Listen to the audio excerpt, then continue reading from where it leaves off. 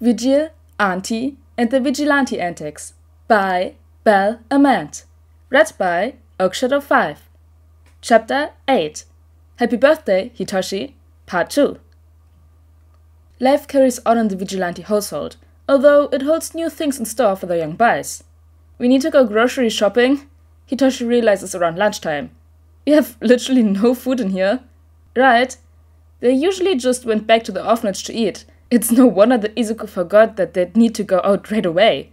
Well, let's go! He empties his backpack, and Hitoshi does the same. After making sure that he's carrying enough money, the boys exit the apartment and head for the nearest shop. Shopping ends up being more interesting than the boys expected. Well, the shopping itself wasn't really fun, it was more just something to be done, but the people in the stores? That was a different story.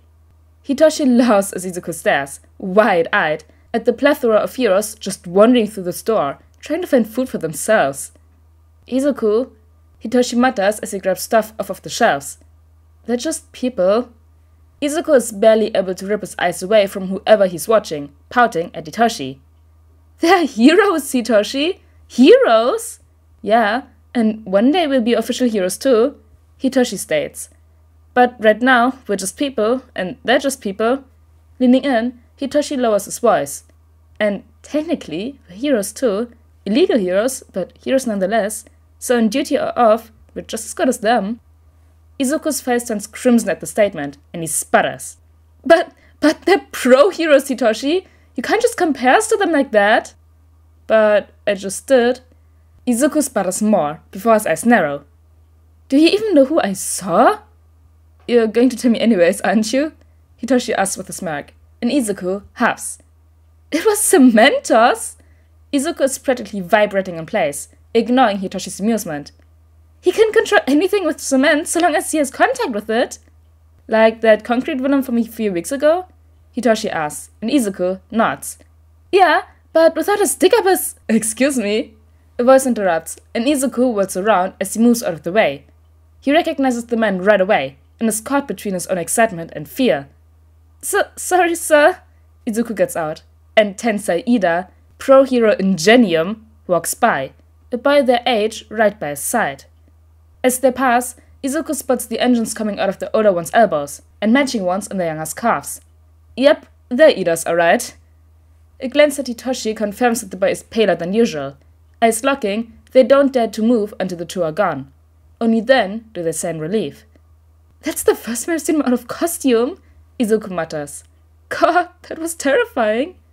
You're telling me? Hitoshi scoffs. I was sure you tried to ask why two middle school boys are all alone. That's not as suspicious as it used to be, Izuku says in response as they search for the last of the needs. Remember when fucking present Mike spotted us wandering the city that one time? That was back when we were 10, yeah? I was terrified. Hitoshi laughs. He just hopped out of the sky and was all, hey, little listeners, it's really late right now. Why are you two just roaming the streets? Izuku snorts at his monotone imitation of the loud blonde hero. I can't believe you claimed we had lost our cat. He bought it, Hitoshi defends. I didn't know what to do. What was I supposed to say? The truth? Sorry, Mr. Prison Mike, sir. We were up patrolling the city to memorize hero routes so we know what areas need protection at night. We'll just head on home now. Oh, wait, we don't have one. Back to the orphanage. Izuku laughs, Hitoshi joining in quickly. I would have paid to see the reaction to that response though. But no, instead, we had to pretend we were distraught little kids who lost their precious little kitten for 2 hours. I'm so glad we found that stray in the end, Hitoshi says. It just sucks that we had to let it go and Present Mac left. I'm surprised he left us like that, Izuku admits. I was afraid he'd trail us all the way back. I think he got a call in for a villain fight, Hitoshi says after a moment. Ah, heroes? As the boys check out at the register, they cease their talk of private matters and discuss something more normal. Heroes. Specifically, Izuku's ever-present adoration for them. I'm just saying, Hitoshi says as Izuku pays. Your obsession seems to grow every year. I'm surprised you don't ever buy any merchandise. It's not an obsession, Izuku hisses, packing some of the purchases into his bag. Hitoshi copies his movements. I just admire them. They're all really cool and strong and I've heard the hero rant before, Hitoshi reminds him. and Izuku lets out a small noise that reminds him of a puppy's whine. "There's nothing wrong with thinking heroes are cool," Izuku protests, ignoring how the cashier chuckles at the conversation. Huffing, he picks up half of the remaining bags, Hitoshi grabbing the rest. Says the guy who has multiple analysis notebooks. Hitoshi teases the brunette, and Izuku pouts. "It gives me inspiration. I like knowing how the quirks work, how they fight. It'll help in the future." It's already helped.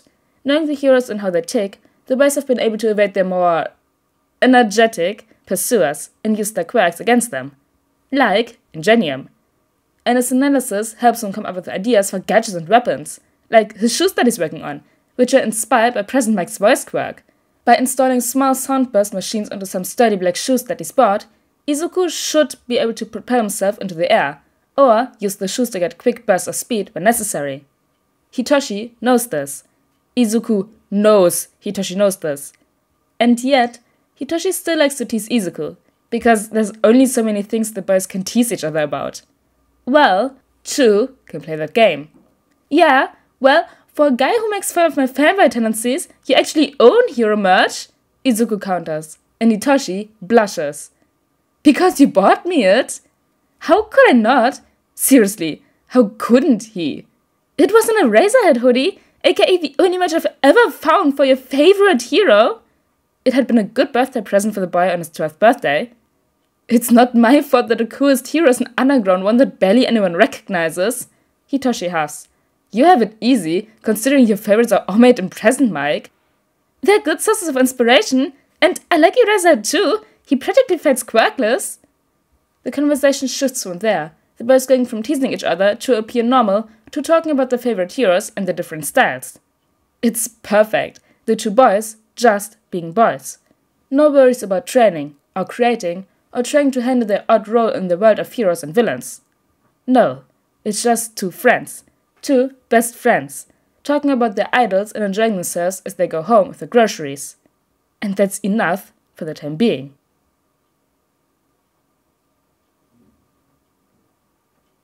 Oh, I just read the author notes. Next week our favorite underground hero joins the fun. I'm excited for that. Also, I'm back from my break.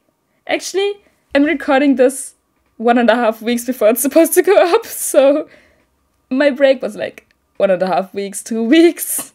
Because I was on break, I changed the voices a bit. It's probably gonna throw some people off. But anyways, guys, I hope you all enjoyed chapter 8, and I'll see you all next time. Bye!